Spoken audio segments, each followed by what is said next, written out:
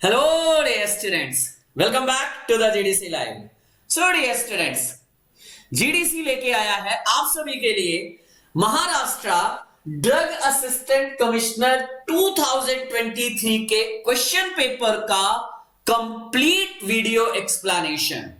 जो भी स्टूडेंट्स अभी आने वाली जो बहुत जल्द आपको देखने को मिलने वाली है, महाराष्ट्र में ड्रग इंस्पेक्टर की पोस्ट आ रही है, जितने भी स्टूडेंट्स उसकी तैयारी कर रहे हैं या करने जा रहे हैं, उन सभी के लिए ये वीडियो बहुत इंपॉर्टेंट होने वाला है। सो इसमें टोटल 100 क्वेश्चन आपसे पूछे गए थे इस एग्जामिनेशन में। वो 100 क्वेश्चन किस सब्जेक्ट से थे, कैसे थे, उन सभी का हम यहाँ पे कंप्लीट एनालिसिस करेंगे।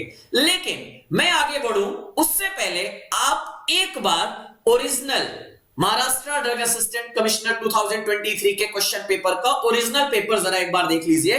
आपको यह श्योरिटी आएगी कि हाँ क्वेश्चन कहां से और कैसे आपको देखने को मिलेंगे। सो आप सबसे पहले इस पीडीएफ के थ्रू जाइए और गो थ्रू होइए कि देखिए ये हमारा है Maharashtra public service commission. Maharashtra public service commission के थ्रू ये हमारा एग्जामिनेशन हुआ था। यहाँ पे आपके जो फ्रंट पे होते हैं कुछ बेसिक नोटिफिकेशन और यहां से आपके क्वेश्चन शुरू हो जाते हैं। क्वेश्चन आपके कैसे थे, इससे आपको ये भी कंफर्म होगा कि ओनली वन लैंग्वेज में था, ये बाइलिंगुअल नहीं था, केवल इंग्लिश में ही आपका क्वेश्चन पेपर आया था। और आप अगर यहाँ पे देखोगे आपके सारे क्वेश्चंस का कंप्लीट यहाँ पे एनालिसिस किया गया है और ये पूरा पीडीएफ यहाँ पे दिया गया है। और इन्हीं पीडीएफ से हमने इसको पावर पॉइंट प्रेजेंटेशन के फॉर्म में हमने प्रिपेयर किया ताकि हम आपको सारे क्वेश्चंस को प्रॉपरली स्टीम बना सकें और साथ ही साथ आपको वो हर क्वेश्चन को समझा सकें। और इसमें हमारी पूरी जीडीसी टीम की एक्सपर्ट फैकल्टी मेंबर सभी यहां पे जुड़ेंगे और आपको अपने अपने सब्जेक्ट का बेस्ट एनालिसिस करके आपको देंगे। तो चलिए शुरुआत करते हैं। ये आप देख सकते हैं। चलिए शुरुआत करते हैं आज के इस पेपर का। हम क्वेश्चंस को हम जरा एक बार चेकआउट करते हैं और ये क्वेश्चन कहां से कैसे पूछे गए, चलिए उनको हम थोड़ा सा फाइंड आउट करते हैं। ये टोटल हमारे रहे 100 क्वेश्चन हमें यहां पे देखने को मिल गया। करेक्ट। चलिए शुरुआत करते हैं।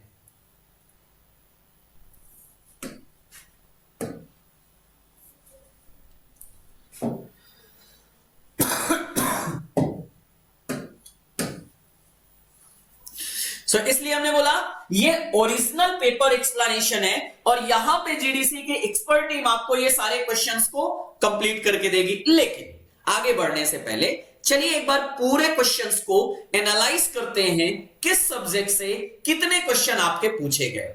100 क्वेश्चन जो आपके आए वो आपके डिफरेंट सब्जेक्ट से आए। हाँ, यहां पे आपका रीजनिंग और एप्टीट्यूड भी पूछा गया। रीजनिंग और एप्टीट्यूड से केवल यहां पे 7 क्वेश्चन थे। रिमेनिंग अगर मैं आपसे बात करूं pharmacology, human anatomy and physiology, pathophysiology से कंप्लीट हमारे 29 क्वेश्चन, 100 में 29 क्वेश्चन आपको यहीं से आ गए। ज्यूरिस्प्रूडेंस की बात करेंगे 17 क्वेश्चन जो बहुत इंपॉर्टेंट और लिटरली बहुत ज्यादा इजी। और जितने भी क्वेश्चंस थे अगर आपने क्लासेस में पढ़ा है तो मुझे नहीं उम्मीद है कि आप ऐसा एक भी क्वेश्चन हो जो ना सॉल्व कर पाओ। फार्मास्यूटिक्स से बात करेंगे तो 9 question, pharmaceutical chemistry, pharmaceutical analysis, biochemistry सब मिला के आपके 17 क्वेश्चन, फार्माकोग्नोसिस से just 3 question, microbiology and biotechnology से आपके टोटल 18 क्वेश्चन और तब ये हमारे कंबाइंडली बनते हैं 100 क्वेश्चन। तो इसी अब हम शुरुआत करते हैं इस पेपर के सब्जेक्ट वाइज क्वेश्चन की एनालिसिस और हर क्वेश्चन को बड़े इत्मीनान से समझ के और फिर हम आंसर करेंगे। तो सबसे पहला क्वेश्चन शुरुआत करते हैं फ्रॉम द फार्माकोलॉजी। फार्माकोलॉजी में देखिए पहला क्वेश्चन क्या पूछा गया। Type 1 hyper sensitivity reaction is mediated by dash antibody. आप सभी ने एडवर्स ड्रग रिएक्शन पढ़ा होगा। एडवर्स ड्रग रिएक्शन की बात करेंगे तो वहां पे हम क्या पढ़ते हैं, ऑगमेंटेड, बिजेयर, क्रॉनिक, डिलेड, 4 टाइप के एडीआर आते हैं। जब हम बिजेयर की बात करते हैं तो वहां पे हमारा आता है that is the hyper sensitivity reaction. और ये हाइपर सेंसिटिविटी रिएक्शन भी हमारे 4 टाइप की होती है। Type 1, type 2, type 3 and type 4 की बात करेंगे। इनमें से जो शुरू के हमारे 3 हैं ये क्या कहलाती हैं? ह्यूमोरल मीडिएटेड कहलाती हैं, क्योंकि यहां पे एंटीबॉडी इन्वॉल्व होती हैं। जबकि टाइप 4 की बात करेंगे, ये सेल मीडिएटेड कहलाती है, क्योंकि यहां पे हमारी टी लिम्फोसाइट्स इन्वॉल्व हो जाती हैं। अब टाइप 1 में हमारी आती है IgE, that is anaphylactic reaction, allergic reaction की बात करती है। टाइप 2 में बात करेंगे तो आईजीजी और आईजीएम इन्वॉल्व हो जाते हैं। टाइप 3 की बात करेंगे, अच्छा टाइप 2 यहां पे हमारा क्या हो जाएगा? Blood cytolytic reaction. Type 3 Arthus reaction या कॉम्प्लेक्स एंटीजन एंटीबॉडी रिएक्शन कहलाता है, और यहां पे हमारी इन्वॉल्व होती है आईजीजी, जो हमारे रूमेटॉइड आर्थराइटिस या हमारे ऑटो इम्यून डिजीज वगैरह होती है ना, वो सब यही टाइप 3 में आती हैं। अब आपसे टाइप 4 तो हमारा हो ही गया, टी लिम्फोसाइट की बात करेंगे। आपसे क्वेश्चन क्या पूछा गया था? टाइप 1 आंसर क्या करोगे? सबसे इजी क्वेश्चन शुरुआत यहीं से हो रही है, that is the IgE is the correct answer, जो हमारा एनाफाइलेक्टिक रिएक्शन के लिए रिस्पॉन्सिबल होता है। Type 1 anaphylactic reaction, that is IgE. Type 2 की बात करेंगे, blood cytolytic reaction, IgG. Type 3 hyper sensitivity complex antigen antibody reaction और ऑर्थस रिएक्शन, आईजीजी। और टाइप 4 डिलेड और सेल मीडिएटेड तो है ही है हमारी। पहला क्वेश्चन देख के ही कॉन्फिडेंस आया। चलिए दूसरा क्वेश्चन और मजेदार है। तो दूसरा क्वेश्चन यहां पे जाने से पहले आप सभी के लिए एक बहुत बड़ी खबर है। जैसा कि फिंगर टिप की बुक्स हर चीज के लिए one of the best book बन रही है, तो डीआई के लिए भी कैसे वहां पे ना आए। आप लोगों की डिमांड पे ही, हैवी डिमांड पे जीडीसी लेके आ रहा है theory drug inspector at your finger tip के book, fully coloured book, hard bind के साथ, और ये आपको मिलेगी बहुत जल्द। अगर हम बात करेंगे मार्च 2024 में ये जीडीसी क्लासेस ऐप पे अवेलेबल हो जाएगी। और इसके हाईलाइट की बात करूं ना, ये जो बुक बनेगी कंप्लीटली सेंट्रल सिलेबस के बेसिस पे, based on the latest syllabus, सारे स्टेट डीआई या सेंट्रल डीआई की बात करेंगे, की पॉइंट्स हाईलाइटेड रहेंगे, शॉर्ट एंड समराइज ट्रिक्स आपको देखने को मिलेंगी, स्टूडेंट फ्रेंडली पैटर्न यहां पे आपको मिलेगा। मींस जब आप ये बुक से पढ़ोगे ना, डेफिनेटली आपको लगेगा कि नहीं यार पढ़ाई भी एक मजा है। वही हमारा जीडीसी का टारगेट है। चलिए next question, the major carrier protein of acidic drug in the blood stream is. अगर आप बात करोगे ड्रग्स के बारे में, तो ड्रग हमारी दो ही नेचर की होती हैं, या तो हमारी वीक एसिड होगी यानी एसिडिक इन नेचर होती है, और या फिर हमारी बेसिक इन नेचर होती है। अगर एसिडिक इन नेचर है तो उसका एब्जॉर्प्शन कहां से होता है? स्टमक से। बेसिक ड्रग है तो एब्जॉर्प्शन कहां से होगा? इंटेस्टाइन से। और ब्लड में आने के बाद acidic drug bind with the human albumin, जी हां, ह्यूमन एल्ब्यूमिन प्रोटीन से या human serum albumin, that is the HSA से बाइंड करेगी। और बेसिक ड्रग जितनी होती है ना, वो हमारी बाइंड करेंगे किससे?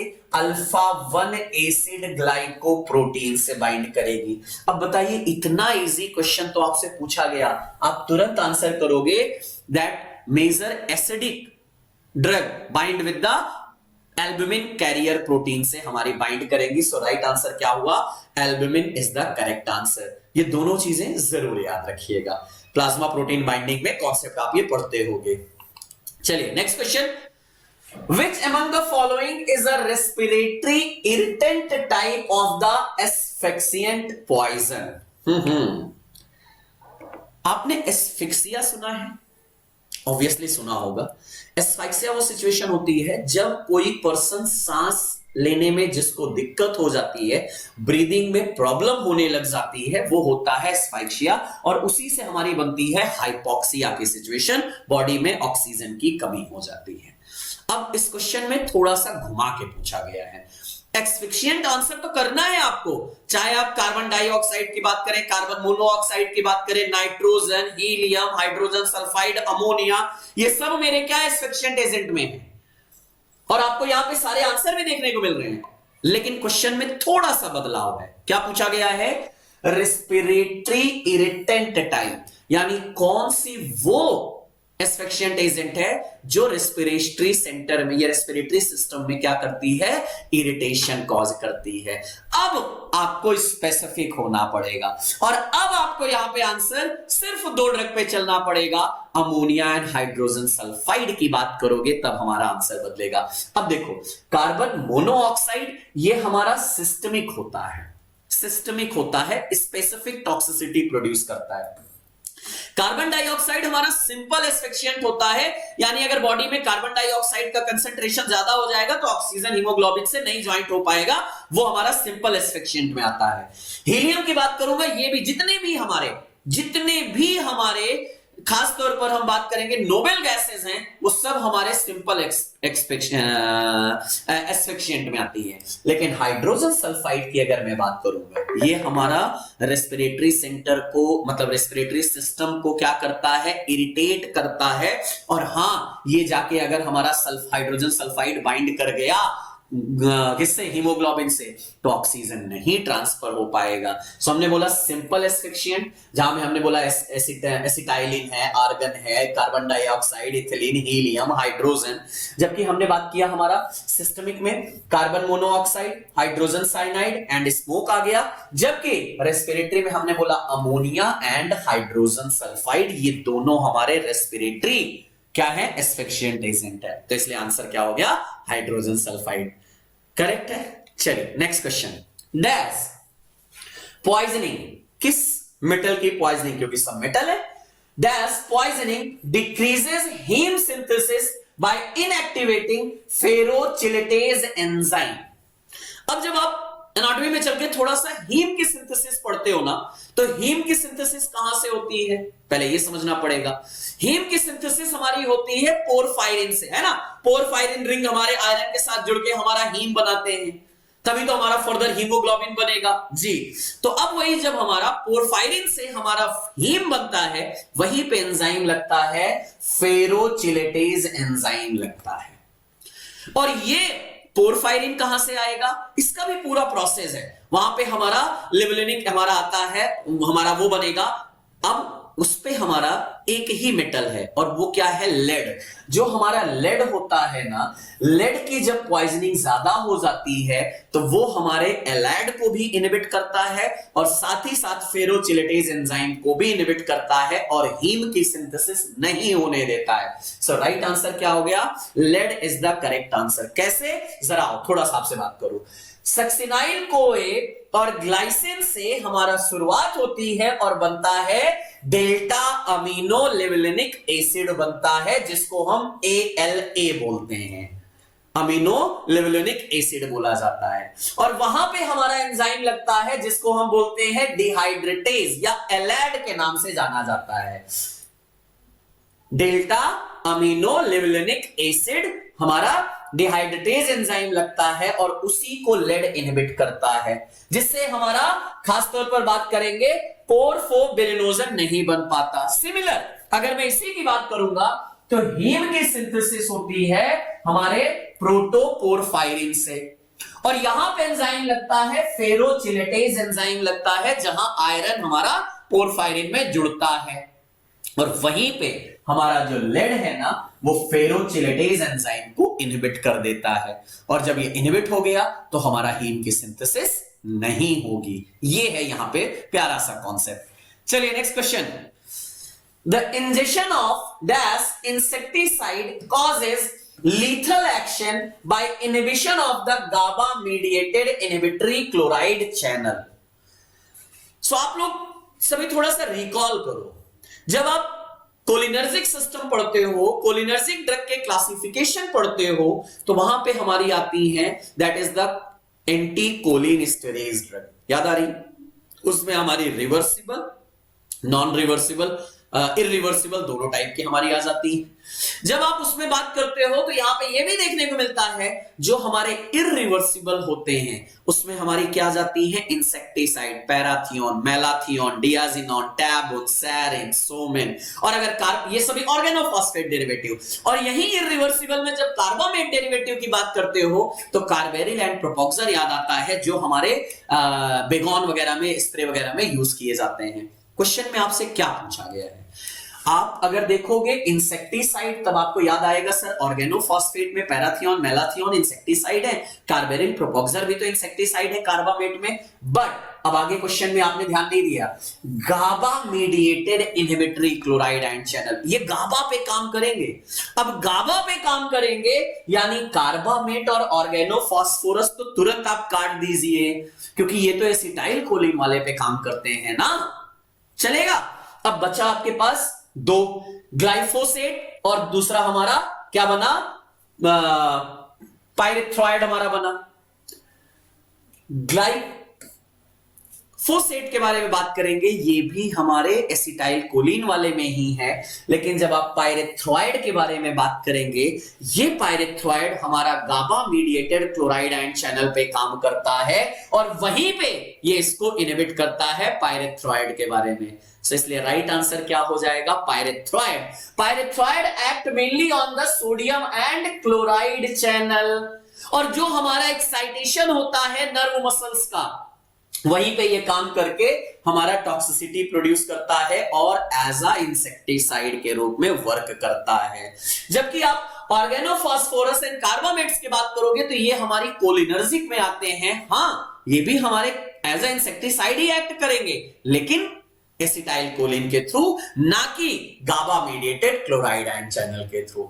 चलेगी ये बात। Next question, which drug among the following is known to cause respiratory depression? respiratory depression। अब थोड़ा सा ऑप्शन वाइज चलेंगे इसमें। अब ऑप्शन जरा देखिएगा, फेनोथायाजिन क्या है सर, ये एंटी साइकोटिक क्लास की ड्रग है, इसका रेस्पिरेटरी डिप्रेशन से कोई रिलेशन नहीं है। लिवोडोपा एंटी पार्किंसन क्लास की ड्रग है, not related with the respiratory depression के साथ। क्लोनिडिन के बारे में बात करूंगा, अल्फा 2 एगोनिस्ट होती है, सेंट्रल सिंपैथोलाइटिक एजेंट में हमारी आती है, और इसका भी अगर मैं बात करूंगा not related with the respiratory depression. लेकिन अगर आप स्ट्रिक्निन की बात करेंगे, स्ट्रिक्निन ब्रूशिन, दो केमिकल कंस्टिट्यूएंट होते हैं, कहां से आता है, स्ट्रिक्नस नक्स वोमिका से, और स्ट्रिक्नस नक्स वोमिका से जो हमारा स्ट्रिक्निन आता है वो हमारा एज अ रेस्पिरेटरी डिप्रेशन के रूप में काम करता है। खास तौर पर ये हमारा यूज भी किया जाता है जब हमें किसी रेस्पिरेटरी स्टिमुलेंट को आइडेंटिफाई करना होता है लैब में, प्री क्लिनिकल स्टडी में, तब स्ट्रिक्निन वहां पे यूज किया जाता है। So strychnine highly toxic, colourless, bitter crystalline alkaloid होता है, एंड अगर इसका एक्सपोजर 30 मिनट से ज्यादा हो जाएगा तो वो रेस्पिरेटरी फेल्योर तक कॉज कर सकती है, because it can depress the respiratory centre and leading to the death. इसलिए थोड़ा सा नक्स वोमिका का बहुत ज्यादा डोज यूज नहीं किया जाता है, क्योंकि इसमें ये बहुत बड़ी प्रॉब्लम देखने को मिलती है। आई बात। चलिए next, the synonyms angel dust is referred by the addict for this drug. कौन सी ड्रग के लिए एंजल ड्रग का नाम दिया जाता है? अच्छा, वर्ड में, क्वेश्चन में ही देखो एक वर्ड क्या लगा हुआ है, अगर आप ध्यान दे पा रहे हो तो क्वेश्चन में ही लिखा हुआ है एडिक्ट। अब एडिक्टेड पर्सन के लिए अगर आप ड्रग के बारे में बात करोगे तो आंसर तो आपको वैसे ही मिल गया। आपको पॉइंट डेरिवेटिव में ही फेनसाइक्लिडिन की बात करेंगे, जो हमारा एंजल डस्ट के नाम से जाना जाता है। एडिक्टेड पर्सन इसको यूज करते हैं। टैक्रिन हमारी मेमोरी इनहेंसर है, लेकिन इसका हमारा मेनली यूज अगर हम बात करेंगे तो कहां पे है, हमारा अल्जाइमर की बात करेंगे। डाइमिथाइल ट्रिप्टामिन की बात करेंगे, ये तो सर हमारा 5 हाइड्रोक्सी ट्रिप्टामिन के सिंथेसिस में हेल्प करेगा, मेस्कैलिन नहीं। सो मेस्कैलिन तो हमारा गाबा एगोनिस्ट में काम करेगा ना जी। फेनसाइक्लिडिन के बारे में बात करेंगे। फेनसाइक्लिडिन जो एंजल डस्ट या इसी को स्ट्रीट ड्रग के नाम से भी जाना जाता है। स्ट्रीट ड्रग जब हमारा क्या होता है, यूज किया जाता है एज अ डिसोसिएटिव एनेस्थीसिया के रूप में यूज करते हैं, लेकिन अब एडिक्टेड पर्सन इसको सेल्फ एंजॉयमेंट के लिए, एडिक्शन पर्पस के लिए यूज करते हैं, और एज अ एंजल डस्ट या स्ट्रीट ड्रग के नाम से ये हमारी जानी जाती है। तो इसके सिनोनिम्स की बड़ी प्यारी कहानी है, इसको जरूर एक बार देख लीजिएगा। आइए next question, Which among the following drug is a reversible carbamate inhibitor used for the treatment of the Alzheimer disease? Alzheimer disease में हमारी कौन सी क्लास की ड्रग यूज होती हैं? एंटीकोलिनेस्टेरेज क्लास की ड्रग यूज होती हैं। और वही ड्रग जो ट्रिपल बी क्रॉस कर जाए और थोड़ा सा सेलेक्टिवली हमारे क्या करें, निकोटिनिक रिसेप्टर पे काम करें, एसिटाइल कोलिन के कंसंट्रेशन को ब्रेन के अंदर इंक्रीज करें। कौन कौन सी? टैक्रिन ड्रग ऑफ चॉइस लेकिन हिपैटोटॉक्सिसिटी, रिवास्टिगमिन, गैलेंटामिन, डोनेपेजिल, यही आपको ड्रग याद आती है। लेकिन क्वेश्चन में तो सर सारे ऑप्शन दिया है अल्जाइमर डिजीज में यूज होने वाली, बिल्कुल, तो इसलिए क्वेश्चन ध्यान से पढ़ना है। क्वेश्चन में क्या लिखा है? Reversible carbamate inhibitor. रिवर्सिबल तो खैर सभी है, लेकिन रिवर्सिबल में क्या? Carbamate derivative. ये सब मेरी रिवर्सिबल क्लास की ड्रग हैं, रिवर्सिबल एंटीकोलिनेस्टेरेज हैं, लेकिन कार्बामेट डेरिवेटिव कौन कौन सी आती हैं? फाइसोस्टिगमिन, नियोस्टिगमिन, पेरिडोस्टिगमिन एंड हमारा रीवास्टिगमिन। आपको कहीं दिख रही है क्या? जी, ये जितने भी स्टिगमिन है ना, ये हमारे कार्बामेट डेरिवेटिव हैं, रिवर्सिबल। और जबकि आप टैक्रिन, गैलेंटामिन और डोनेपेजिल की बात करोगे तो ये रिवर्सिबल नॉन कार्बामेट डेरिवेटिव है रिवर्सिबल में, लेकिन नॉन कार्बामेट डेरिवेटिव है। तो एक चीज आपको नई आज क्या सीखने को मिली कि स्टिगमिन जहां लगा है वो सभी मेरे क्या हैं? These are the carbamate derivative. Physostigmine, neostigmine, pyridostigmine, rivastigmine. Reversible में ही नॉन कार्बामेट डेरिवेटिव में हिड्रोफोनियम, टैक्रिन, डोनेपेजिल और गैलेंटामिन की बात करेंगे, ये रिवर्सिबल है। इररिवर्सिबल में ऑर्गेनोफॉस्फेट कार्बामेट्स, ऑर्गेनोफॉस्फेट की बात करोगे आपको याद आ जाएगा पैराथियोन, मेलाथियोन, इकोथियोफिट, टैबुन, सैरिन, सोमेन, हमारी ये सारी ड्रग आ जाएंगी। और कार्बामेट्स में कार्बेनिल, प्रोपोक्सर, इरिवर्सिबल में तो हमने बात ही किया जो इंसेक्टिसाइड के रूप में यूज होते हैं। और ये क्लासिफिकेशन आपने बहुत अच्छे से पढ़ा है, लेकिन थोड़ा सा क्लासिफिकेशन ने आपको घुमाया और आप फंसते चले जाओगे। इसलिए क्वेश्चन को इत्मीनान से सुनो, समझो और तब आंसर करना। Next question, the eternal route of the administration depict one among the following route. Interal, यहां पे वर्ड क्या है? इंटेरल। जब हम रूट ऑफ ड्रग एडमिनिस्ट्रेशन पढ़ते हैं ना, आइए थोड़ा सा बात करते हैं। जब हम रूट ऑफ ड्रग एडमिनिस्ट्रेशन पढ़ते हैं तो वहां पे हमारा सबसे पहला पे एक आ जाता है लोकल। अभी थोड़ा लोकल को हटा देते हैं। लोकल के बाद हमारा आता है क्या? सिस्टमिक की बात करते हैं। Systemic means when the drug absorb into the systemic circulation, वो सिस्टमिक में आ जाता है। अब ये जो सिस्टमिक सर्कुलेशन वाला है ना, ये हमारे दो पार्ट में ब्रेकडाउन, दो पार्ट में डिवाइड होता है। पहला एक जिसको हम क्या बोलते हैं? इंटेरल। इंटेरल का मतलब क्या है? इंटेरल का मतलब जो हो ना हो, कहीं ना कहीं जीआईटी, गैस्ट्रोइंटेस्टाइनल ट्रैक्ट के थ्रू होके जाए। और दूसरा हमारा आता है पेरेंट्रल। क्वेश्चन के अकॉर्डिंग हमेशा हमें अपने नॉलेज को इंप्रूव करना चाहिए। पेरेंटल में भी जब मैं बात करूंगा, ये पेरेंटल में मुझे क्या देखने को मिलेगा? एक हमारे इंजेक्टेबल हैं और दूसरे हमारे क्या हैं? नॉन इंजेक्टेबल हैं। इसका क्या मतलब है आता हूं। पहले आपसे अगर इंटरल पूछा जाए तो आप क्या बताओगे? सॉरी, ओरल आ जाएगा। दूसरा यहां पे आपका रेक्टल आ जाएगा। नेक्स्ट आप यहां पे सबलिंगुअल की बात करेंगे, चाहे सबलिंगुअल बोल लीजिए या इसी के साथ आप बक्कल भी डाल सकते हो, ये भी हमारा इसी में आ जाएगा, हमारा आएगा। नेक्स्ट क्यूटेनियस की बात करोगे, जीआईटी के म्यूकस रीजन पे जो काम करती है, क्यूटेनियस में हमारा चला जाएगा। जबकि इंजेक्टेबल यानी पेरेंट्रल इंजेक्टेबल में इंट्रामस्कुलर, इंट्राडर्मल, इंट्रावेनस, सबक्यूटेनियस, ये इंजेक्टेबल में आ जाएंगे। और नॉन इंजेक्टेबल में कौन से? इनहेलेशनल आ जाएगा, क्योंकि इनहेलेशनल हमारा थ्रू द माउथ जाके लेकिन लंग्स में जा रहा है, नॉन इंजेक्टेबल है।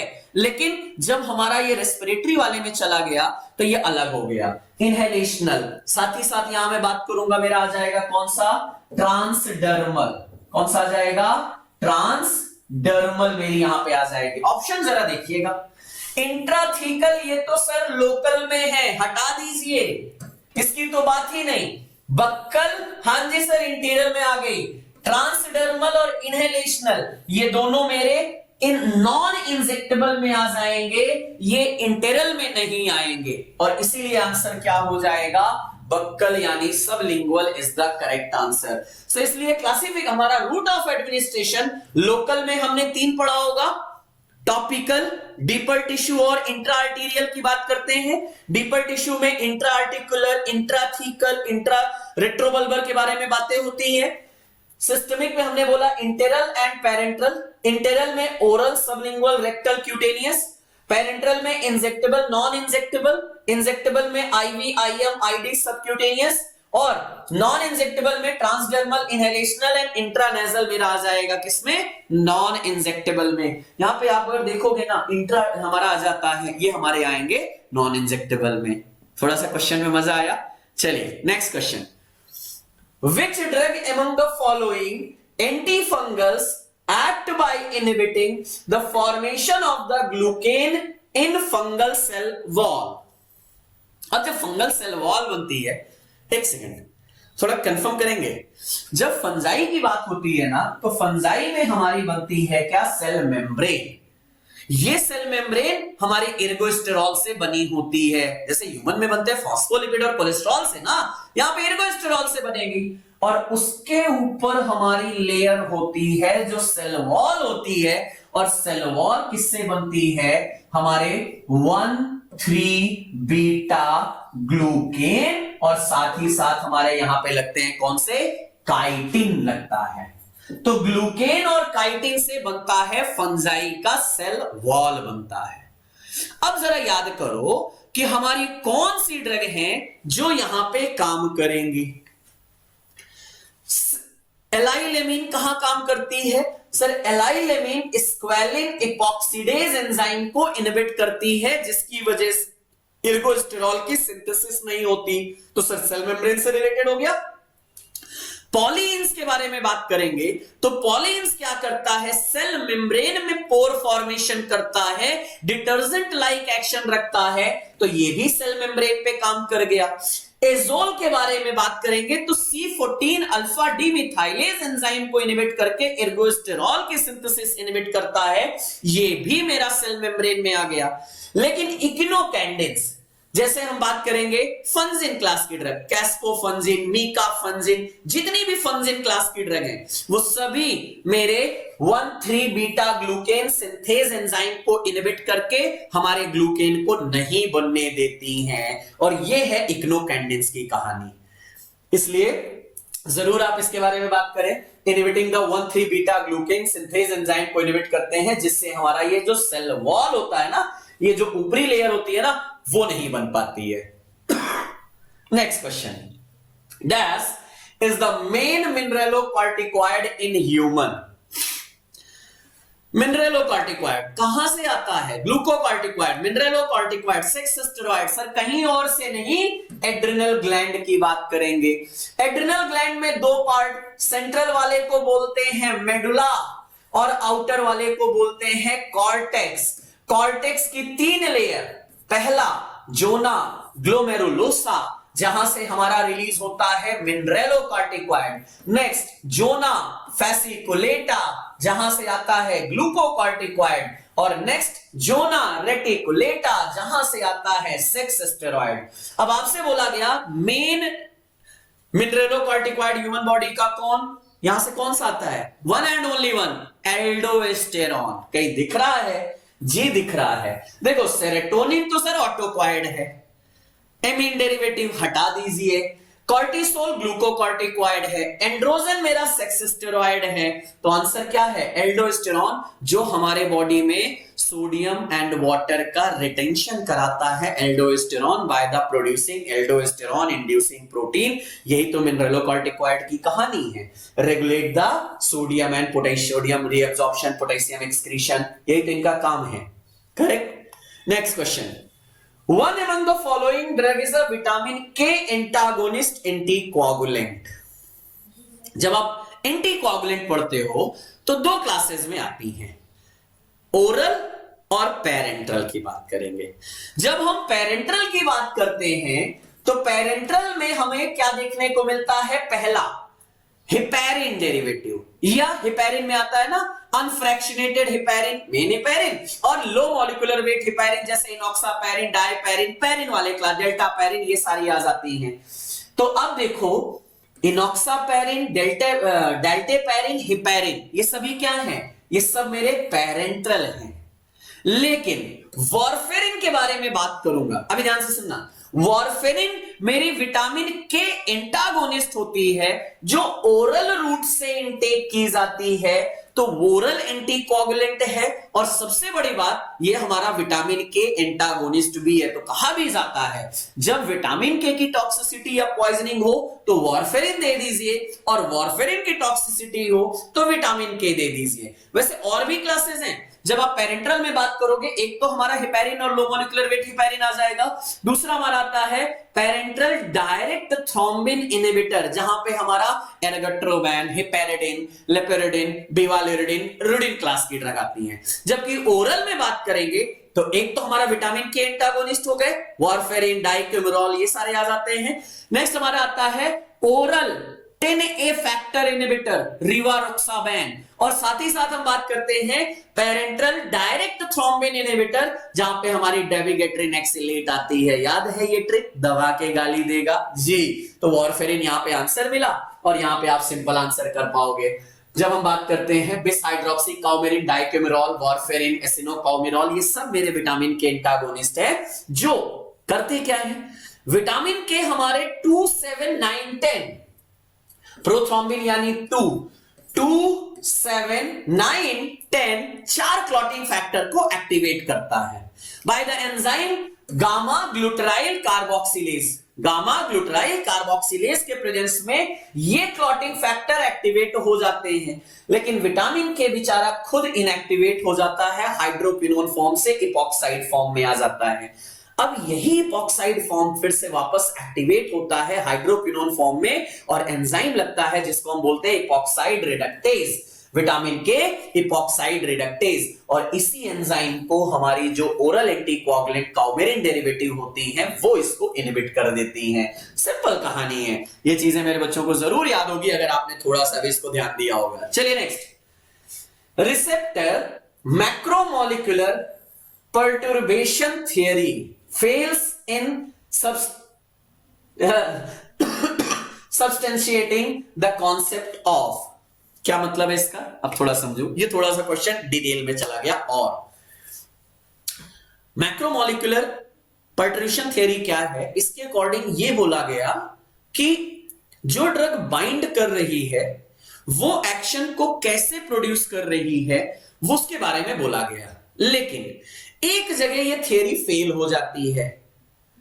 कहां पे? पर्टर्बेशन मतलब ये है कि ये इसको एक्सप्लेन नहीं कर पा रही है। कहां पे? इनवर्स एगोनिस्ट के केस में। क्यों? क्योंकि आप एगोनिस्ट में क्या बोलते हो? High affinity, high intrinsic activity, effect आएगा। एंटागोनिस्ट में एफिनिटी नहीं है लेकिन इंट्रिंसिक एक्टिविटी नहीं है, एक्शन नहीं देगा, एगोनिस्ट के एक्शन को ब्लॉक करेगा। पार्शियल एगोनिस्ट एफिनिटी है लेकिन इंट्रिंसिक एक्टिविटी लेस देन 1 है, सब मैक्सिमल इफेक्ट प्रोड्यूस करेगा। लेकिन इनवर्स इफेक्ट यानी अपोजिट, अब यहां पे थोड़ा सा कंफ्यूजन हो जाता है। अपोजिट, सपोज अगर मैंने बोला कोई लिगेंड गेटेड आयन चैनल पे कोई कहानी चल रही है रिसेप्टर की, तो क्या ये रिसेप्टर को उल्टा ओपन कर देगा? तो ये थोड़ा सा क्या है ना, यहां पे हमारा क्या हो जाता है? पर्टर्बेशन हो जाता है, थोड़ा सा बदलाव हो जाता है। इसीलिए बोला जाता है इनवर्स एगोनिस्ट की कहानी को कंप्लीटली ये एक्सप्लेन नहीं कर पाता है, यही यहां पे फेलियर देखने को मिलता है। So drug receptor interaction occurs when to general और कन्फर्मेशनल पर्टर्बेशन, मतलब ड्रग रिसेप्टर से बाइंड की तो कन्फर्मेशनल चेंज कर रही होगी, और कन्फर्मेशनल चेंज करने के बाद वो रिस्पॉन्स देगी। जबकि एंटागोनिस्ट अगर हुआ एगोनिस्ट के केस में, लेकिन अगर एंटागोनिस्ट हुआ तो वहां पे नो बायोलॉजिकल रिस्पॉन्स। लेकिन जब इनवर्स एगोनिस्ट की बात होती है तो अपोजिट डायरेक्शन, लेकिन क्या वो कंप्लीट एक्सप्लेनेशन आपको देखने को नहीं मिलता है, इसलिए थोड़ा सा ये हमारा लैकिंग करता है और यहां पे ये फेल हो जाता है। Thus are made into subarachnoid space that surrounds the spinal cord। कौन सा इंजेक्शन सब अरेक्नॉइड स्पेस में दिया जाता है? लोकल एनास्थेटिक का हमारा इंट्राथीकल इंजेक्शन दिया जाता है। कहीं दिख रहा है क्या? जी दिख रहा है। अब देखो इंट्राकार्डियल तो सर इसका स्पाइनल कॉर्ड से कोई रोल नहीं है, ये तो हार्ट से है। इंट्रासेरेब्रल सर इसका स्पाइनल कॉर्ड से नहीं है, इसका ब्रेन से है। पेरीड्यूरल, एक्चुअली पेरीड्यूरल इंजेक्शन बहुत रेयरली दिया जाता है कैंसर वाले केस में, जब बोन मैरो कैंसर होता है। तो यहां पे आपसे जो पूछा गया था वो ड्यूरल स्पेस में, लेकिन यहां सबअरेक्नोइड स्पेस है, तो डेफिनेटली हमारा इंट्राथीकल इंजेक्शन आ जाएगा। लोकल एनास्थेटिक इस रूट से दिए जाएंगे और यही तो हमारा इंजेक्शन आता है। कहां पे?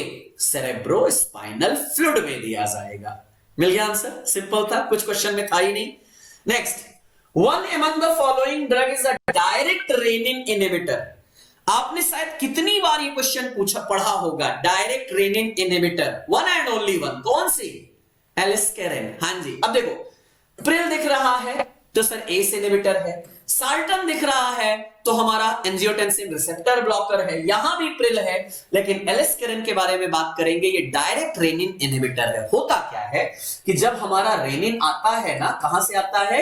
जेजी cells, juxtaglomerular cells of kidney से आता है, और वो क्या करता है, हमारे जो एंजियोटेंसिनोजन होते हैं ना, उन एंजियोटेंसिनोजन को वो कन्वर्ट करके बना देता है एंजियोटेंसिन 1, और उसी की वजह से फर्दर हमारा एस एंजाइम लग के एंजियोटेंसिन 2 बनेगा, फिर वो वैसोकॉन्स्ट्रिक्शन करेगा, हमारा वो एल्डोस्टेरोन का सिक्रीशन कराएगा, प्रॉब्लम क्रिएट कराएगा। रेनिन इनहिबिटर एलिस्केरिन हमारी ऐसी ड्रग है जो रेनिन को इनहिबिट कर देती है, और डायरेक्ट रेनिन इनहिबिट हो गया तो आगे की प्रोसेस ही रास सिस्टम नहीं चलेगा। कई बार इसको मैंने डिफरेंट क्लासेस में पढ़ाया है, अगर आपको याद होगा तो देखा जरूर होगा कहीं ना कहीं।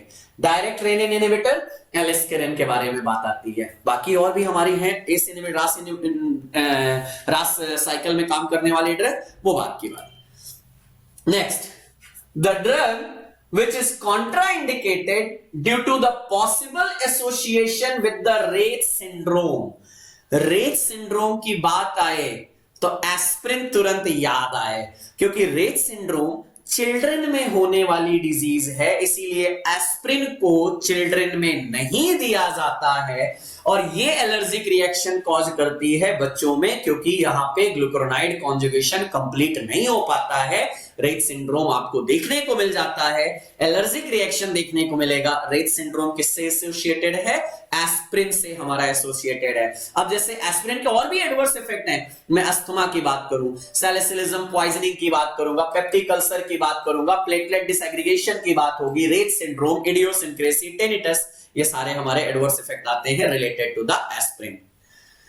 Next, a drug with high affinity for receptor and high intrinsic activity is an।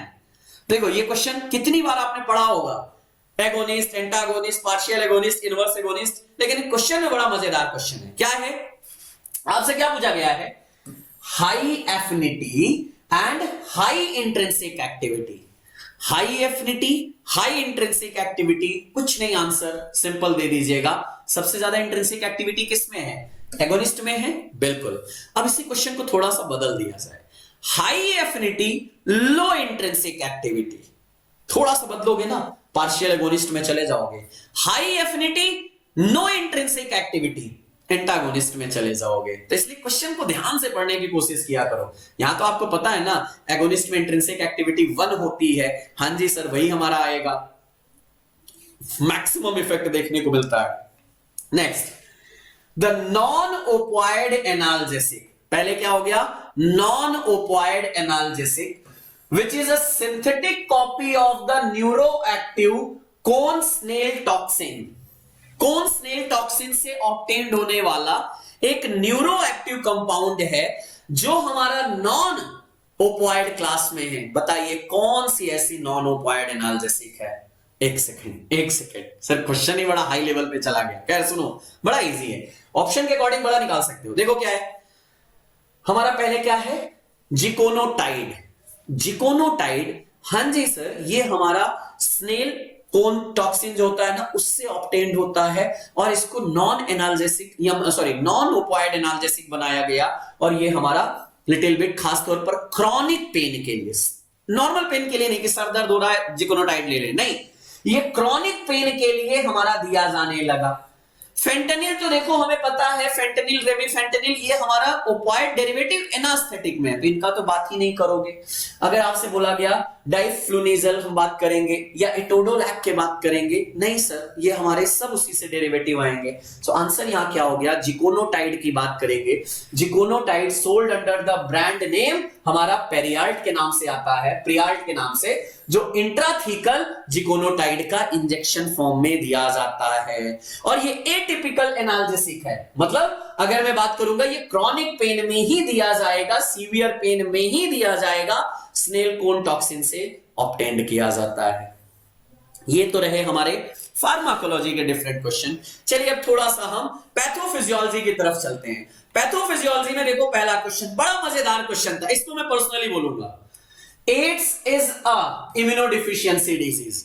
अब आपको पता है एड्स हमारा एचआईवी से होने वाला डिजीज है, जिसको हम बोलते हैं क्या, एड्स, एक्वायर्ड इम्यूनोडिफिशियंसी सिंड्रोम। नाम पहला क्या लग गया, एक्वायर्ड। एचआईवी की वजह से हमारे अदर इम्यून रिस्पॉन्स घटने लग जाते हैं और एड्स हो जाता है। अब बताइए ये किस टाइप का आएगा, प्राइमरी नहीं, सेकेंडरी हाँ। क्यों ये सेकेंडरी इम्यूनोडिफिशियंसी सिंड्रोम डिजीज क्यों हुआ, क्योंकि एचआईवी पहले आया, जो हमारा वायरस है उसने हमारे बॉडी के इम्यून रिस्पॉन्स को घटा दिया, तब हुआ एड्स। तो ये सेकेंडरी डिजीज हुई, सेकेंडरी इम्यूनोडिफिशियंसी डिजीज हुई।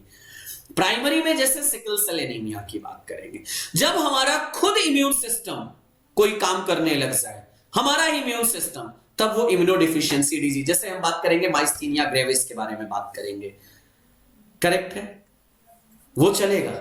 लेकिन यहां पे एड्स हमारा सेकेंडरी है, समझो इस बात को। तो प्राइमरी तो नहीं और टर्शियरी और क्वाटरनरी की बात नहीं। तो आंसर क्या है, सेकेंडरी इम्यूनोडिफिशियंसी डिजीज है, एचआईवी इंफेक्शन है, मैल न्यूट्रिशन, भाई किसी चीज की डिफिशियंसी हुई उसकी वजह से मैल न्यूट्रिशन हुआ, या इम्यूनोसप्रेशन, हमने बाहर से ड्रग देके इम्यून सिस्टम को सप्रेस किया, तो ऐसे टाइप की जो हमारी डिजीज आती है वो सेकेंडरी में आती है। प्राइमरी यूजुअली बात करेंगे कॉन्जेनाइटल, जन्मजात होती है,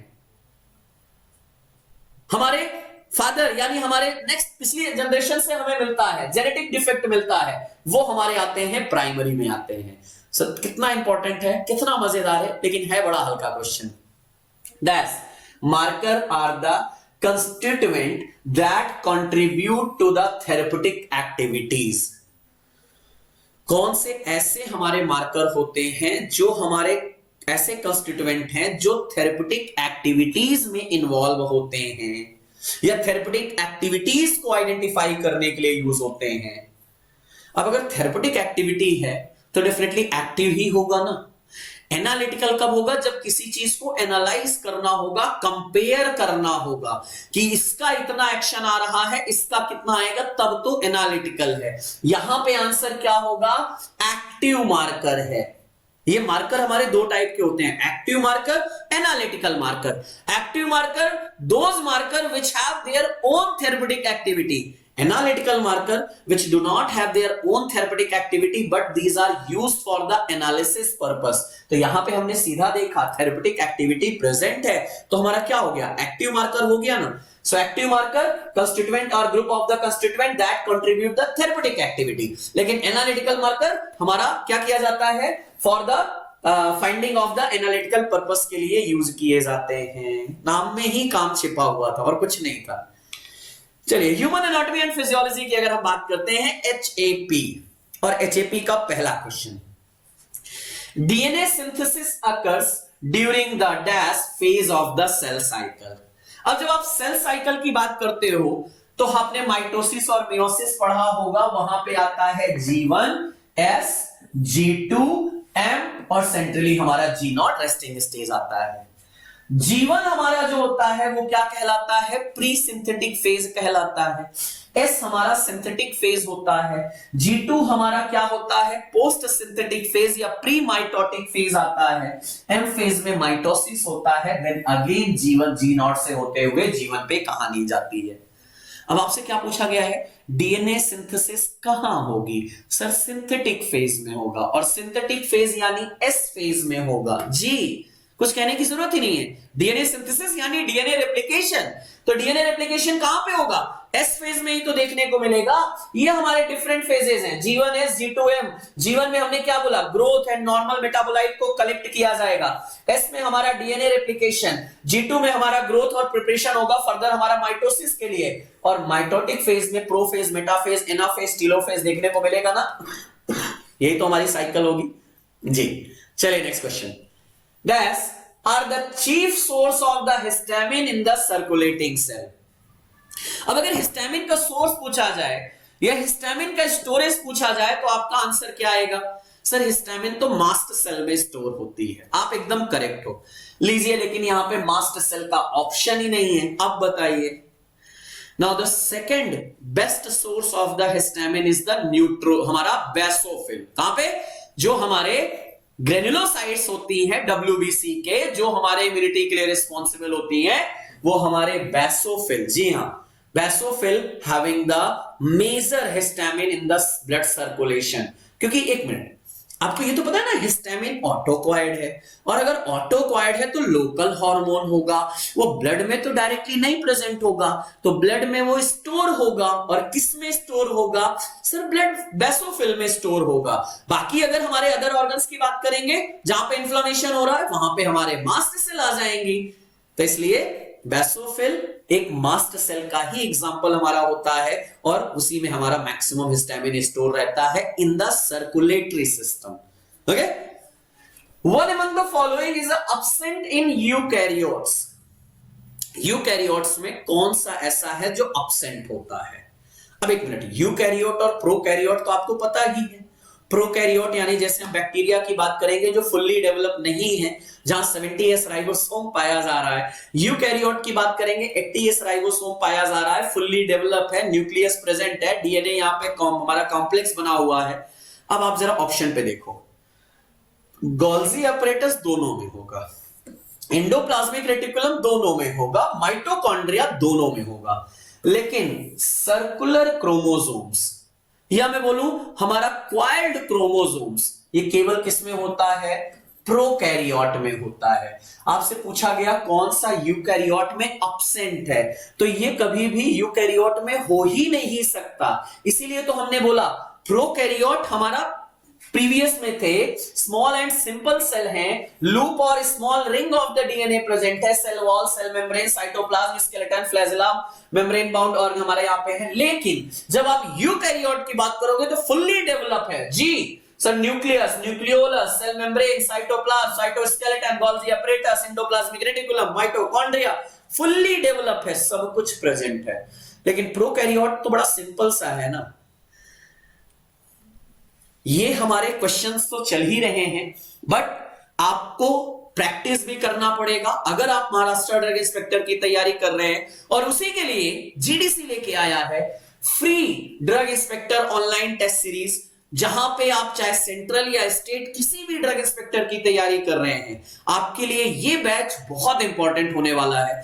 और ये टोटली फ्री ऑफ कॉस्ट है। बस आपको क्या करना है, प्ले स्टोर पे जाके जीडीसी क्लासेस ऐप डाउनलोड करना है। अगर आप iOS वाले हो तो आप वहां पे माई इंस्टीट्यूट इंस्टॉल करिएगा और माई इंस्टीट्यूट में ऑर्गेनाइजेशन कोड डालिएगा जीडीसी क्लासेस। इसका कंप्लीट डिटेल डिस्क्रिप्शन बॉक्स में भी दिया गया है, आप वहां से भी ऐप डाउनलोड कर सकते हैं।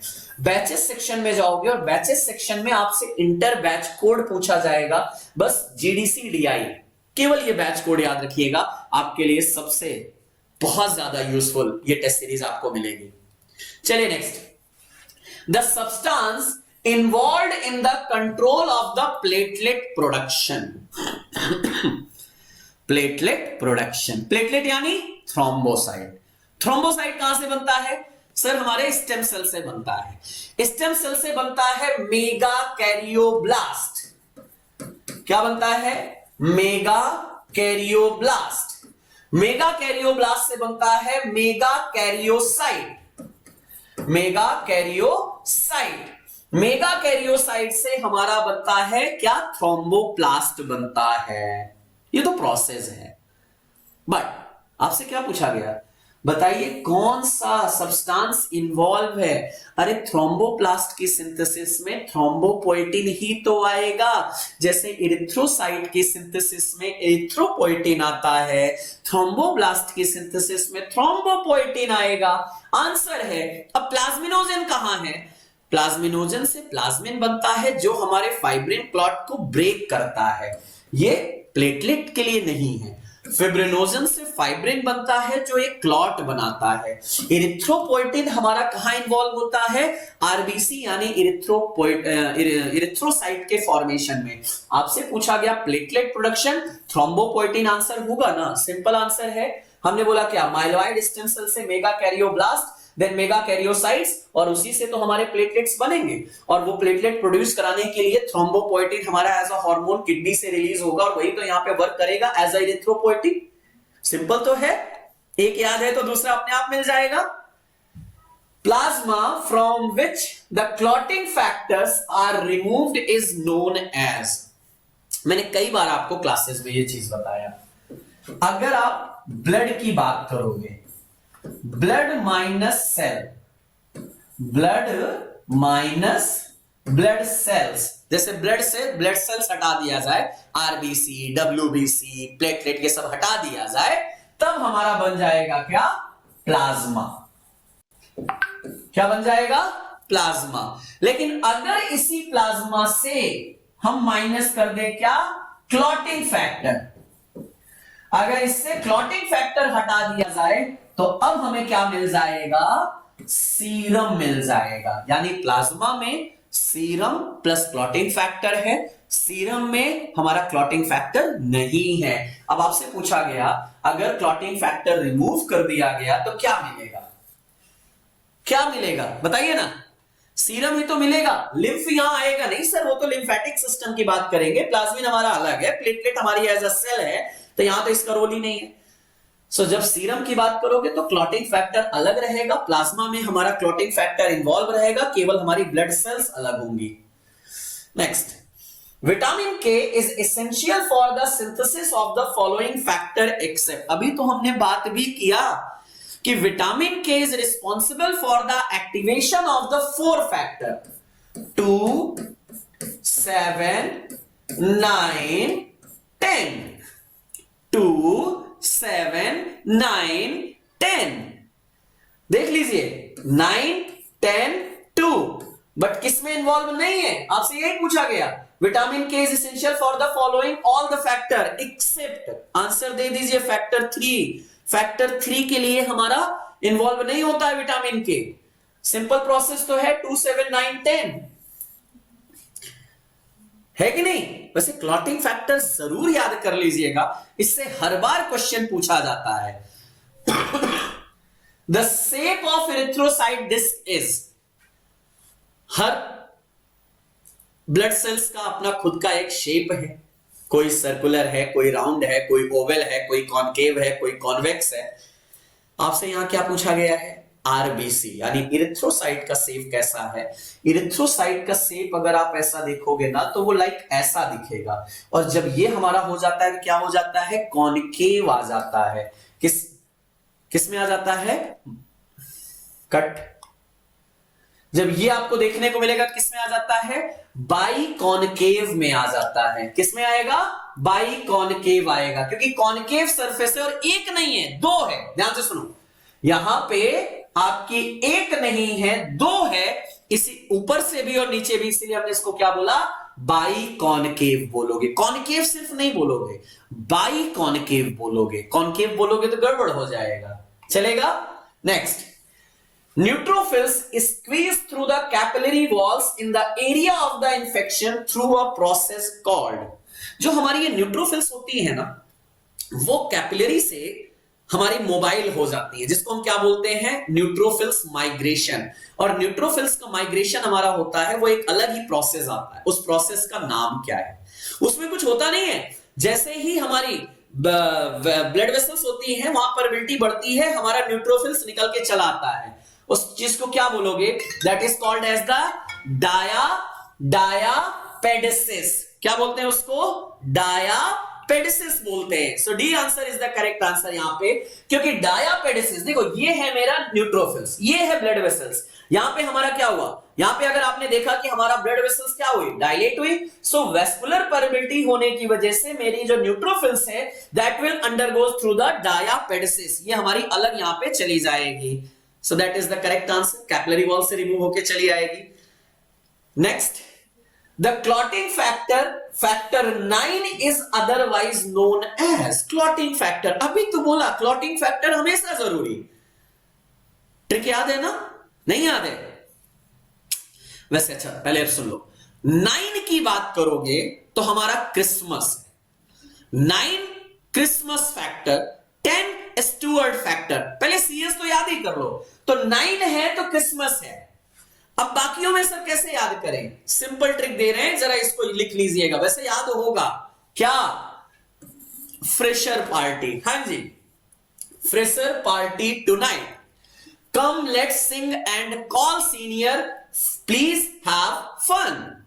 इसका मतलब क्या हुआ, फर्स्ट हमारा हो गया fibrinogen, fresher, fresher party, second हो गया प्रोथ्रोम्बिन, अभी हमारा 2 फैक्टर आया था ना जी, tonight tissue thromboplastin, come calcium ion, class factor 4, let's लेवाइन फैक्टर, 7 स्टेबल फैक्टर, अब 6 कहां गया सर, 6 नहीं होता है, 8 anti haemophilic factor, 9 Christmas factor, 10 Stuart power factor, 11 plasma prothrombin, 12 Hageman और 13 फाइब्रिन स्टेबलाइजिंग फैक्टर। प्लीज इनको याद जरूर कर लीजिएगा, बहुत इंपॉर्टेंट है। सो ये रहे हमारे questions from the pharmacology, pathophysiology and HAP. चलिए शुरुआत करते हैं जूरिस्प्रूडेंस में। जूरिस्प्रूडेंस से 17 क्वेश्चन बहुत मायने रखते हैं, इसलिए उसको ध्यान से चलेंगे और मैक्सिमम क्वेश्चन आपको लगेगा सर ये तो आपके एक वीडियो से ही सारे क्वेश्चन है, कौन सा, शेड्यूल वाला जी। चलिए देखिए, List of Ayurvedic and Unani poisons include Siddha. Specified provisions are included in schedule. Ayurvedic, poisonous, हाँ जी, special purpose, poisonous, सर किसमें, evil, poison, E1, जी, simple answer है sir E1 schedule. This is related to the list of poisonous substance under the ASU, Ayurveda, Siddha, Unani system. यही तो हमें E for evil बताना था, simple है। आइए, the first edition of the Indian pharmacopoeia was brought out in, Indian pharmacopoeia पहली कब आई, 1955 में आई। इसके चेयरपर्सन कौन थे सर, बीएन मुखर्जी सर थे।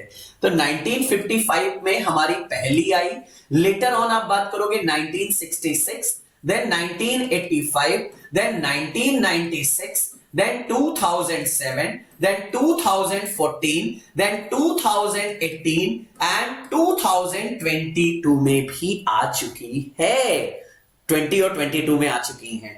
तो अभी आपसे आंसर तो सिंपल आपने लगा दिया ना, 1955 हमने क्या बोला, 55, 66, 85, 96, 7, 10, 14 एंड 22 की बात करेंगे। आज की डेट पे हमारी चल रही है 9th एडिशन, हमने क्या बोला था, हमारा यहाँ पे बीएन घोष सर के अंदर हमारी चल रही थी और ये हमारी यहाँ पे चल रही है, बी मुखर्जी सर सेकंड वाले में चल रहे थे जी। Following are the ex officio member of the PCI, PCI के एक्स ऑफिशियो मेंबर सभी हैं, कौन से नहीं है, एक्सेप्ट 3 ही तो एक्स ऑफिशियो होते हैं, कौन कौन से हैं, ड्रग कंट्रोलर ऑफ हमारा आता है पहला, drug controller of India, director general of health services and director of the central drug laboratory. जरा देखिए, drug controller of India, director general health services, director of the central drug inspector, लेकिन drug inspector यहां नहीं आता, ये PCI के ex officio में कभी नहीं आएंगे, इवन ये तो स्टेट में भी नहीं आते हैं, ड्रग एनालिस्ट तो आ जाते हैं लेकिन ये नहीं आते हैं। सो ये तीनों जरूर एक बार देखिएगा। According to the which act, the advertisement includes any notice, circular, label, wrapper or other documents and any announcement made orally or by any means of the producing or transmitting light, sound or smoke. ऐसा कोई भी advertisement नहीं किया जा सकता जो misleading या false claim कर रहा हो या कोई ऐसा अनाउंसमेंट कर रहा हो that is not related with the drug property. यही तो हमारा है drug and magic remedies act, drug and magic remedies act 1954, यही तो हमारा कहता है कि ऐसा एडवर्टीजमेंट प्रोहिबिटेड है, बिल्कुल भी नहीं किया जा सकता है। Drug and magic remedies act, advertisement, magic remedy, drug, हर चीज के बारे में।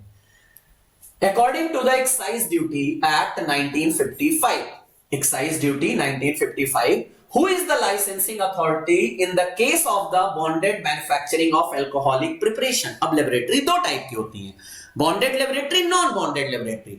बॉन्डेड लेबोरेटरी वो होती है जहां एक्साइज ड्यूटी पहले पेड नहीं करना पड़ता है, बाद में करना पड़ता है, जबकि नॉन बॉन्डेड में पेड करके ही आप स्पिरिट लेके जा सकते हैं।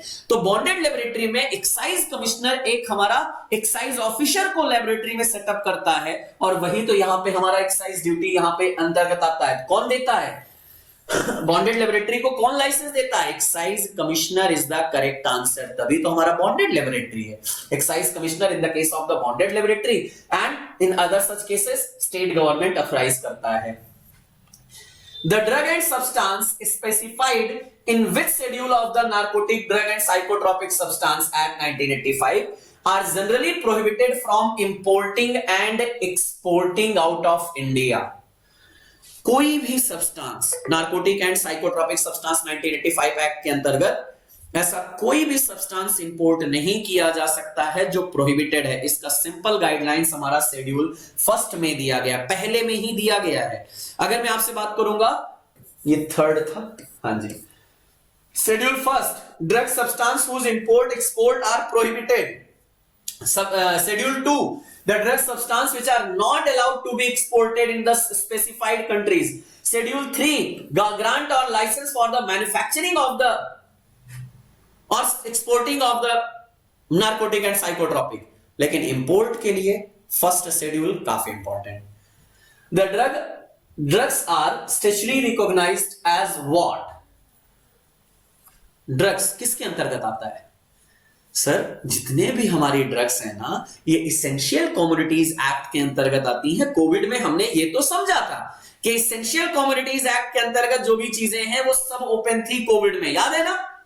तो किसमें आएगा सर? Essential commodities. इसीलिए तो हमारा इसेंशियल कमोडिटीज एक्ट 19 उसके चलता है, 1931 के अंतर्गत चलता है। सो इसेंशियल कमोडिटीज में आता है, सिंपल चीज है, ये तो कहने की जरूरत ही नहीं है। फूड स्टफ है, iron steel including manufacturing product, iron steel हमारा पेपर, पेट्रोलियम, रॉ कॉटन, कोल, कैटल फोल्डर, हमारा कॉटन, वूलन टेक्सटाइल, ये सब हमारे किसमें आते हैं? इसेंशियल कमोडिटीज में आते हैं।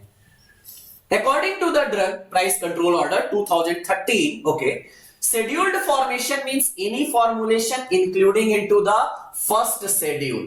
जो फर्स्ट शेड्यूल में रखे गए हैं वो शेड्यूल्ड फॉर्मुलेशन है, और जो नॉन शेड्यूल्ड फॉर्मुलेशन मींस दो सब्सटेंस हमारा जो फर्स्ट शेड्यूल में specified, not specified in the first schedule.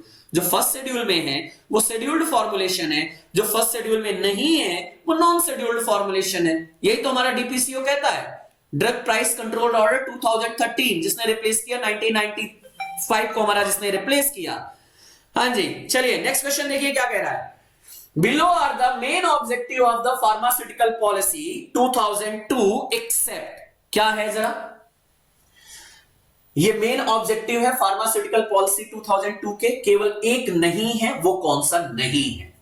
Ensuring abundant availability drug at the reasonable price, हाँ सर बिल्कुल फार्मास्यूटिकल पॉलिसी में आता है। Indigenous cost effective production, encouraging R&D in the pharmaceutical sector, encouraging import of the, नहीं भैया, हम क्यों चाहेंगे? हमारी फार्मास्यूटिकल पॉलिसी में हम क्यों चाहेंगे कि हम सारी ड्रग को इंकरेज करें इंपोर्ट करने के लिए? नहीं, हम तो एक्सपोर्ट करने के लिए इंकरेज करेंगे ना, तो ये तो एक्सेप्शन में ही जाएगा, कुछ कहने की जरूरत नहीं थी। बाकी सारी चीजें सर हैं, लेकिन ये नहीं आ सकती है। Which schedule of the Drug and Cosmetic Act 1940 contains the fees structure for the drug testing? So A for application, schedule A, B for balance, schedule B, M for GMP, good manufacturing practice, Y for YOC in clinical trial की बात आएगी। तो यहां तो schedule B आपको याद ही आ रहा होगा ना, इससे इजी क्वेश्चन और हो क्या सकता है? Schedule B, rate and fees for the different type of the testing in the central और state drug laboratory. Schedule M2 of the Drug and Cosmetics Act 1940 deals with the requirement of factory premises for manufacturing of किसके लिए? देखो, Schedule M GMP, M1 homeopathic, M2 cosmetic, M3 medical devices. अब ये है M1, ये है M2, cosmetics की manufacturing M2 में आती है। और साथ ही साथ आप बात करोगे हमारा M3 हमारा क्या है, मेडिकल डिवाइसेस की बात करेंगे। सर्जिकल ड्रेसिंग की यहां बात ही मत करिएगा। तो हमारा सिंपल आंसर कॉस्मेटिक हो जाएगा क्या? जी सर, हमने क्या बोला, F2 सर्जिकल ड्रेसिंग जाएगा, M में नहीं आएगा वो। हमारा क्या है, कॉटन बैंडेज, F2 दो एंड वाला, F3 अम्बिलिकल टेप में जाओगे। सो M2 कॉस्मेटिक की। According to the Drug and Cosmetic Act 1940, which of the following category of drug is prohibited from import into India? किसी प्रकार की भी adulterated, spurious, misbranded, misleading drug कभी भी import नहीं हो सकती। ड्रग फॉर्मुलेशन इंपोर्ट कर लीजिए लाइसेंस के साथ, बल्क ड्रग भी इंपोर्ट कर सकते हैं, एपीआई भी इंपोर्ट कर सकते हैं, लेकिन स्पूरियस, एडल्ट्रेटेड, मिसब्रांडेड ऐसी ड्रग को हमेशा प्रोहिबिशन में रखा जाएगा, इनको कभी इंपोर्ट नहीं कर सकते। सो प्रोहिबिटेड है बिल्कुल। नॉट स्टैंडर्ड क्वालिटी या जिनका फॉर्मूला डिस्क्लोज ना हो, ऐसे को आप इंपोर्ट नहीं कर सकते। यही तो हमारा रूल्स में आता है। According to the Drug and Cosmetic Act 1940, drug listed in which schedule are exempted from the provisions related to the import of the drug? D exempted, D exempted, schedule D class की drug हमारी exempted है from the provisions of the import of the drug। तो simple याद रखिए, A B Y तो वैसे भी बात कर चुके हैं, तो शेड्यूल डी आप यहां पे आंसर दे दोगे जी। So correct answer is the schedule D is the correct answer, जहां पे हम exempted में रखेंगे इसको। Drug specified in which schedule shall be sold or offered for sale unless it has been sealed in a previously sterilized container? Sterilization की बात कहां आएगी, जहां बायोलॉजिकल प्रोडक्ट आएगा, ब्लड या रिलेटेड सब्सटेंस आ जाएगा, और कहां होता है, शेड्यूल सी में। कहां, शेड्यूल सी में। देखिए ए बी तो पहले ही काट चुके हो, एन में हमारा need of the equipment for the efficient running of the pharmacy store आता है, तो बचा क्या, शेड्यूल सी। मतलब इतने इजी क्वेश्चन है, आप इनको तो कभी मिस कर ही नहीं सकते हो, यहां तो 100% मार्क्स लेके जाओगे। Next, under the Drug and Cosmetic Act 1940, the Central Drug Standard Control Organization, that is the CDSCO, is responsible for। अरे आज कोई भी ड्रग आती है ना, अगर इंडिया के लिए आती है कि इंडिया में हमें सेल करना है, तो उसको सीडीएससीओ अप्रूवल लेना पड़ता है। Regulation of drug manufacturing, approval of new drug, regulation of drug sale, regulation of drug distribution. नहीं सर, सेल, डिस्ट्रीब्यूशन, मैन्युफैक्चरिंग अलग है। CDSCO approval of new drug के लिए, क्योंकि अगर आप न्यू ड्रग पे जा रहे हो, क्लिनिकल ट्रायल किए होगे, तो वो सारे अप्रूवल आप सीडीएससीओ से ही तो लेके जाओगे ना, उसी के लिए तो सीडीएससीओ रिस्पॉन्सिबल है। जैसे वर्ल्ड वाइड हमारा यूएसएफडीए है, इंडिया में हमारा सीडीएससीओ है। Dash is a system for ensuring that drug products are consistently produced and controlled according to the quality standard। GMP certificate, GMP certificate, good manufacturing practice, good manufacturing practice, GMP certified, यही तो हमारा होता है। खैर आपको पहले ही दिख गया, लेकिन यहीं पे है। आज की डेट पे हमारा जैसे चलता है GMP, GLP, good laboratory practice, good manufacturing practice, good clinical practice, ये सारे वर्ड आपने नाम जरूर सुने होंगे। गुड डिस्पेंसिंग प्रैक्टिस, यही तो हमें लेके चलना है। The first WHO draft text on GMP was adopted in which year? 1968। 1968 में WHO ने पहला ड्राफ्ट दिया था related to the good manufacturing practice. एक ही टॉपिक से दो क्वेश्चन देख लीजिए। 1968 में पहला ड्राफ्ट यहां पे दिया गया था by the World Health Organization. So ये रहे हमारे questions from the pharmaceutical jurisprudence, pharmacology, human anatomy and physiology and pathophysiology. I hope आपको ये क्वेश्चंस पढ़ के आंसर करके कॉन्फिडेंस भी आया होगा, मजा भी आया होगा। सो इसलिए अगर आप महाराष्ट्र ड्रग इंस्पेक्टर, जो बहुत जल्द आपको देखने को मिलने वाली है, अगर उसकी तैयारी शुरू करना चाहते हैं, तो जीडीसी आपके लिए लेके आया है new batch for the specified Maharashtra drug inspector. So don't miss this chance. मिलते हैं आपसे नेक्स्ट पार्ट में। Thank you.